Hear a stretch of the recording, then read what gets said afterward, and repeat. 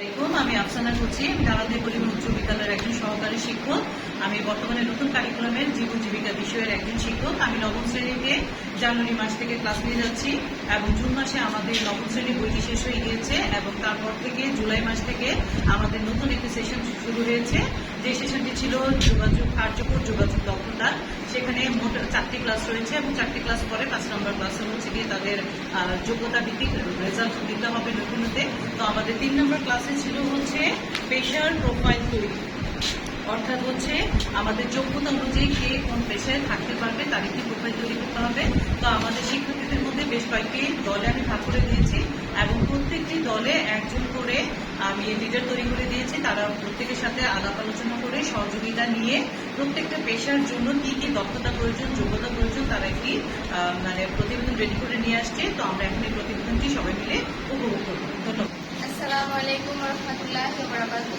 নারায়ণদী পরিমেয় উচ্চ বিদ্যালয় গ্রেড 9-এর একজন শিক্ষার্থী। আমি এবং আমার দলের সকল সদস্যরা মিলে জীবন জীবিকা সাবজেক্টের একটি কাজ নিয়ে পোস্টার উপস্থাপন করব। আচ্ছা শোনো, তোমার এখানে হচ্ছে গিয়ে অকুপেশনাল স্কিল কোর্স। আচ্ছা, তোমাকে কোন পেশাটা দেওয়া হয়েছে? নাপিত। আচ্ছা, তুমি এখানে কি কি লিখেছো? নাপিতের যোগ্যতা দক্ষতা। আচ্ছা, তুমি আমাদের সবাইকে একটু শোনাও যে নাপিতের কি যোগ্যতা দক্ষতা বা বর্তমানে এই পেশার চাহিদা, কেন মানুষ এই পেশায় যেতে চাচ্ছে, তুমি আমাদেরকে একটু সুন্দর করে উপস্থাপন করে শোনাও। নির্দিষ্ট পেশার বর্তমান চাহিদা। বর্তমানে নাপিত এই কাজ বাজারে বিশেষ ভূমিকা পালন করে। এই কাজটির বিশেষ চাহিদা রয়েছে। উক্ত পেশায় যোগ দিতে হলে যে শিক্ষাগত যোগ্যতা ও দক্ষতার প্রয়োজন। যোগ্যতা পিএসসি বা জিএসসি বা ন্যূনতম মাধ্যমিক বা সমমানের শিক্ষাগত যোগ্যতা দরকার হবে। দক্ষতা বিভিন্ন মেশিন বা বিভিন্ন ডিজাইনের সম্পর্কে যন্ত্রপাতির ব্যবহার করতে হয়। গ্রাহকের চাহিদা অনুযায়ী বিভিন্ন চুলকাটার স্টাইল সম্পর্কে দক্ষতা থাকতে হয়। উক্ত পেশা কেন সম্মানজনক? 5 নভেম্বর 2023 এই সময়ে তারা লাইসেন্সিং বোর্ড প্রতিষ্ঠা করে। এই জন্য নাপিত এই কাজটি সম্মানজনক পেশা বলা হয়। উক্ত পেশা কেন লাভ? সময় এবং অভিজ্ঞতার সাথে একজন পেশাদার নাপিত প্রতি সপ্তাহে 10,000 বা বছরে 50,000 উপার্জন করতে পারে। এসব কাটা চুল বিক্রি করে অতিরিক্ত অর্থ উপার্জন করে, তাই এটি লাভজনক পেশা মনে করে। উক্ত পেশার ভবিষ্যৎ সম্ভাবনা কেমন? উক্ত পেশার ভবিষ্যৎ সম্ভাবনা নেই, কারণ মেশিনের মাধ্যমে এই কাজ করা হবে। আবার এই পেশাটি বিলুপ্ত হতে পারে, এটি ভবিষ্যতের সম্ভাবনা নেই। উক্ত পেশায় লাভ করতে হলে যে যে কৌশল জানা জরুরি। 1. চুল কাটার জন্য কাঁচি বা সুর ব্যবহার করা জানতে হবে। 2. চুলের স্টাইল বা ডিজাইনের ধারণা রাখতে হবে। 3. যন্ত্রপাতি ব্যবহারের ধারণা রাখতে হবে। 4. মেডিসিন যেভাবে লাগাবে সেই ধারণা রাখতে হবে। 5. শারীরিক পরিশ্রমের সামর্থ্য থাকতে হবে। 6. 2 থেকে 3 বছরের মাধ্যমে এই অভিজ্ঞতা কাজটি সম্পন্ন করতে হবে। 7. দক্ষতাশীল কর্মচারী দিয়ে এই কাজটি উপস্থাপন করতে হবে। 8. উন্নমানের চুল কাটার স্টাইল সম্পর্কে অভিজ্ঞতা থাকতে হবে। 9. দক্ষতার সাথে কাজ করতে হবে। 10. গ্রাহকদের সম্মান দিতে হবে। ধন্যবাদ সবাইকে। তোমাকে অসংখ্য ধন্যবাদ রিফা। তুমি তোমার এই নাপিত হওয়ার জন্য বর্তমানে পেশার চাহিদা কেমন বা কি কি যোগ্যতা লাগে তুমি আমাদেরকে সুন্দর করে পোস্টার পেপারের মাধ্যমে উপস্থাপন করেছো। ধন্যবাদ। আসসালামু আলাইকুম। আমি গ্রেড 9-এর একজন শিক্ষার্থী। আমার দলের নাম শাপলা। আমি শাপলা দলের একজন সদস্য। তো আমি আমার দলের অন্যান্য সদস্যরা মিলে জীবন ও জীবিকা বিষয়ে একটি কাজের প্রতিবেদন করেছি, সেটা আজকে উপস্থাপন করব। আচ্ছা ফারিয়া, তোমার পেশার নাম কি ছিল? স্বর্ণকার। স্বর্ণকার। আচ্ছা, তুমি স্বর্ণকারের পেশা নিয়ে কাজ করেছো। আচ্ছা, স্বর্ণকারের পেশা হওয়ার জন্য কি কি যোগ্যতা লাগে, দক্ষতা লাগে, কিভাবে করতে পারে, বর্তমানে চাহিদা, তুমি আমাদের একটু সুন্দর করে শোনাও। স্বর্ণকার পেশার বর্তমান চাহিদা। মেয়েরা তাদের রূপসজ্জা বাড়ানোর জন্য বর্তমানে প্রচুর পরিমাণে সম্পদ ক্রয় করছে। বর্তমানে এর চাহিদা বিশেষ গুরুত্বপূর্ণ ভূমিকা পালন করছে। স্বর্ণকার পেশায় যোগ দিতে চাইলে যে শিক্ষাগত যোগ্যতা এবং দক্ষতা প্রয়োজন। এই পেশায় যোগ দিতে হলে পিএসসি, জিএসসি এবং এসএসসি অর্থাৎ ন্যূনতম মাধ্যমিক বা সমমানের শিক্ষাগত যোগ্যতা এবং সিনিয়র স্কুল সার্টিফিকেট অর্থাৎ এই শিক্ষাগত যোগ্যতার প্রয়োজন। দক্ষতা মূলত স্বর্ণকার পেশায় যোগ দিতে হলে 4টি দক্ষতা হলেই যথেষ্ট। 1. প্রশিক্ষণ। স্বর্ণকার কাজের উপর প্রয়োজনীয় প্রশিক্ষণ ও অভিজ্ঞতার প্রয়োজন। 2. দক্ষতা। স্বর্ণকার কাজের বিভিন্ন যন্ত্রপাতির উপর দক্ষতার প্রয়োজন। দক্ষতা 3. গ্রাহকের চাহিদা অনুযায়ী বিভিন্ন স্বর্ণের নকশা ও ডিজাইন প্রয়োজন, যাতে করে গ্রাহকেরা সেই ডিজাইন ও নকশা দেখে আরও বেশি আকর্ষিত হতে পারে। 4. অভিজ্ঞতা। স্বর্ণকার পেশায় যোগ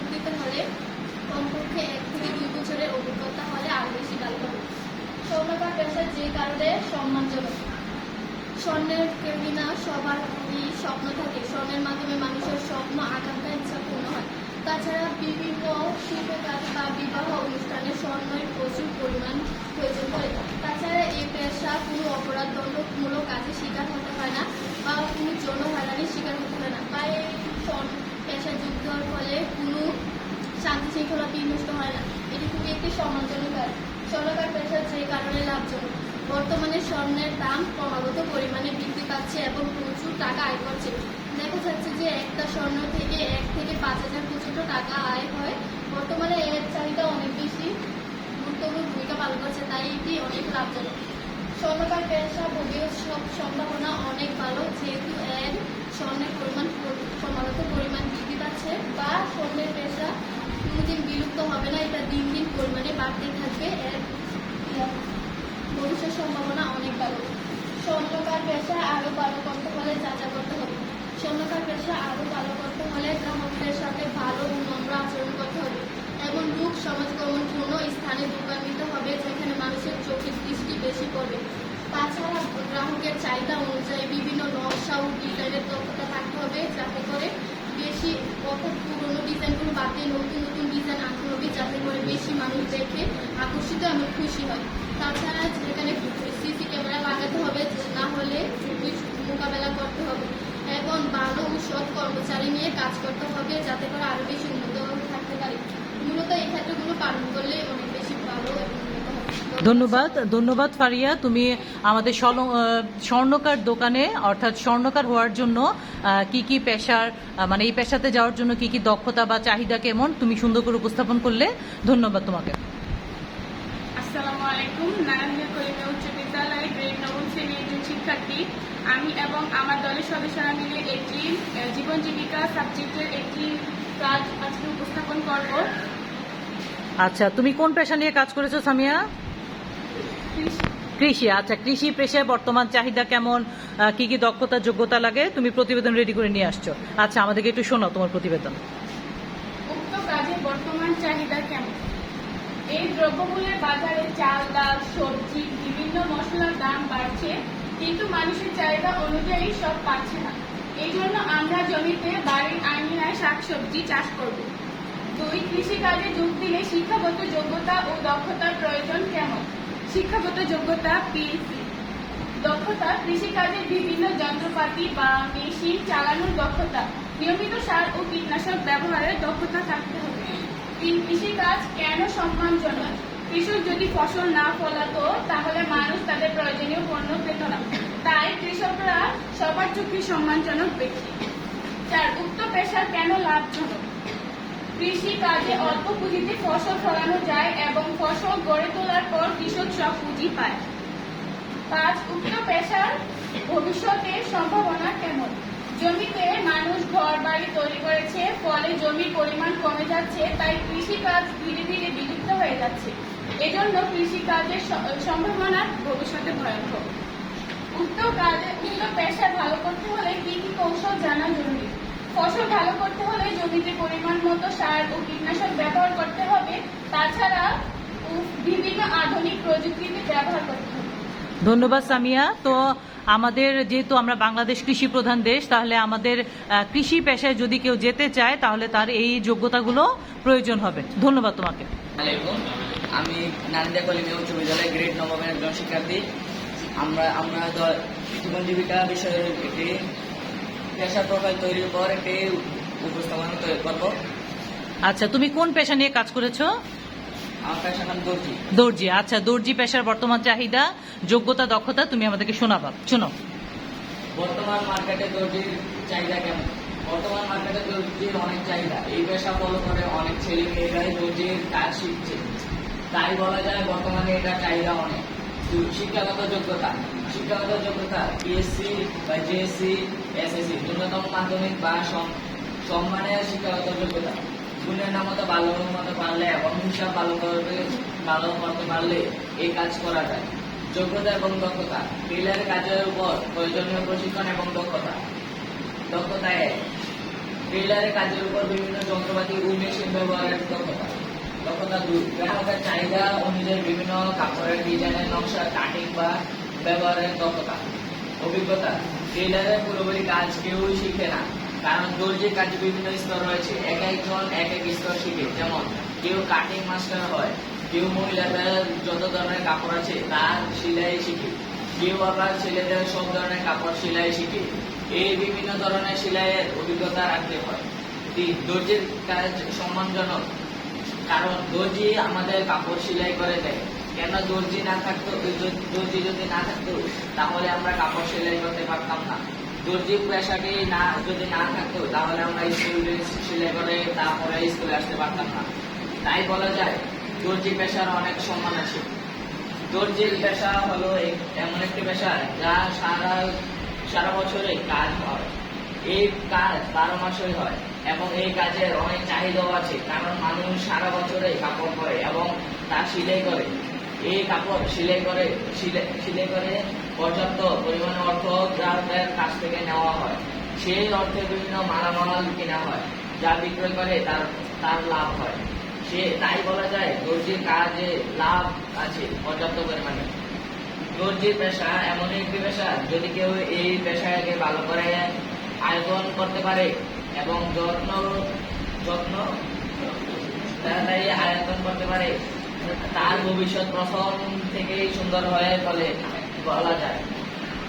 তবে এই দর্জির কাজের কিছু কিছু অংশ আছে যে এগুলো শিখতে পারে, সে কাজ খুঁজতে হয় না, কাজই তাকে খুঁজে নেয়, অর্থাৎ কাজের মালিক তাকে খুঁজে নেয় অনেক টাকার বিনিময়ে। তাই বলা যায় দর্জির কাজ যে ভালো করে শিখতে পারে তার ভবিষ্যৎ অনেক ভালো হয়। দর্জির পেশায় ভালো করতে হলে কৌশল জানা জরুরি, যেমন 1, কাজ শিখা অবস্থায় মালিকের সাথে ভালো ব্যবহার করা এবং সবাইকে সম্মান করা। 2, দর্জির কাজে সেলাইয়ের পাশাপাশি কাপড় কাটা ও শিখে রাখা। 3, শুধু সেলাই মেশিন নয়, বিভিন্ন যন্ত্রপাতির ব্যবহারের জন্য এবং কৌশলের সাথে তা ব্যবহার করা। 4, দর্জির কাজে কাটিং এর জন্য অতি প্রয়োজনীয় একটি যন্ত্র হলো কাঁচি। এটি দিয়ে বিভিন্ন কৌশল দিয়ে কাপড় কাটা শিখতে হবে। 5, যদি নিজস্ব কোনো দোকান নিতে চায় তাহলে ভালো পরিবেশনে কোনো জায়গায় দোকান রাখা, যাতে দোকানে ভালো মতো কাস্টমার আসে। দোকানের সাথে ভালো ব্যবহার করা, গ্রাহকের সাথে ভালো ব্যবহার করা, গ্রাহকের চাহিদা অনুযায়ী মালামাল তৈরি করে দেওয়া। আচ্ছা, ধন্যবাদ রাকিব তোমাকে। তুমি আমাদের দর্জি পেশায় যাওয়ার জন্য কি কি দক্ষতা, যোগ্যতা বা বর্তমানে এই পেশার চাহিদা কেমন সুন্দরভাবে উপস্থাপন করেছো। আসসালামু আলাইকুম রহমতুল্লাহি ওয়া বারাকাতুহু। আমার নাম তানিয়া আক্তার, আমি নারায়ণগঞ্জ পরিবেশ বিশ্ববিদ্যালয়ের গ্রেড 9-এর একজন শিক্ষার্থী। আজকে জীবন ও জীবিকা বিষয়ে আমি আমার দলের সদস্যরা মিলে একটি প্রোফাইল বা পোস্টার উপস্থাপন করব, সেটা তৈরি করেছি, এখন আমি সেটা উপস্থাপন করব। আচ্ছা, তুমি কোন পেশা নিয়ে কাজ করেছো? মুচির কাজ। আচ্ছা, মুচির পেশা নিয়ে তুমি কাজ করেছো। আচ্ছা, হ্যাঁ, তুমি শুনো, উপস্থাপন করো। মুচির পেশার বর্তমান চাহিদা। মুচির পেশার বর্তমান চাহিদা শহরাঞ্চলে কম, কিন্তু গ্রামাঞ্চলে এটার চাহিদা এখনো রয়েছে। বিশেষ করে গ্রামের মানুষেরা মুচির কাছে জুতা মেরামত করে এবং এটা আজও প্রচলিত আছে। উক্ত পেশায় যোগ দিতে কি শিক্ষাগত যোগ্যতা বা দক্ষতার প্রয়োজন?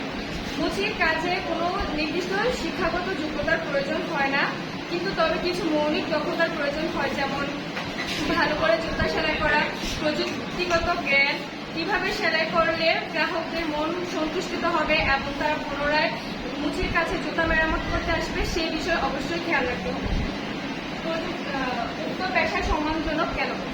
তো আমাদের সমাজে প্রত্যেকটা পেশাই সম্মানজনক, প্রত্যেকটা পেশার মানুষ একজন আরেকজনের উপর নির্ভরশীল। কারণ মুচি যদি না থাকতো তাহলে আমাদের সমাজে অনেক গরিব বা কম অর্থের মানুষ আছে যাদের নতুন জুতা কেনার অর্থ থাকে না, তখন তারা কিন্তু মুচির কাছে গিয়ে এটাকে রিসাইক্লিং করে পুনরায় ইউজ করতে পারে, যার কারণে আমাদের জীবনে অনেক সুযোগ সুবিধা বয়ে আনে মুচি। এর কারণে আমরা বলতে পারি মুচির কাজ একটা সম্মানজনক কাজ। উক্ত পেশা লাভজনক হতে পারে কিছু কারণে। যদি মুচির কাজ অবশ্যই গুণগত বা প্রযুক্তিগত হতে হবে, নতুন নতুন প্রযুক্তি ব্যবহার করতে হবে। সেলাইয়ের ক্ষেত্রে অবশ্যই